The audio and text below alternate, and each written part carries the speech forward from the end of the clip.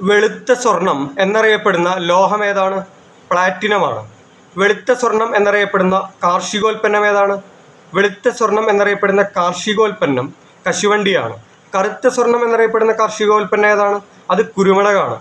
കറുത്ത സ്വർണം എന്നറിയപ്പെടുന്ന വ്യാവസായിക ഉൽപ്പന്നം പെട്രോളാണ്. ഒഴുകുന്ന സ്വർണം എന്നറിയപ്പെടുന്നത് അതും പെട്രോളാണ്. നീല സ്വർണം എന്നറിയപ്പെടുന്നത് ജലമാണ്. പച്ച സ്വർണം എന്നറിയപ്പെടുന്നത് വാനിലയാണ്. വെജിറ്റബിൾ ഗോൾഡ് എന്നറിയപ്പെടുന്നത് കുങ്കുമമാണ്. അതുപോലെ ചുവന്ന സ്വർണം എന്നറിയപ്പെടുന്നത് ഏതാണ്? കുങ്കുമമാണ്. വിഡ്ഢികളുടെ സ്വർണം എന്നറിയപ്പെടുന്നത് അയൺ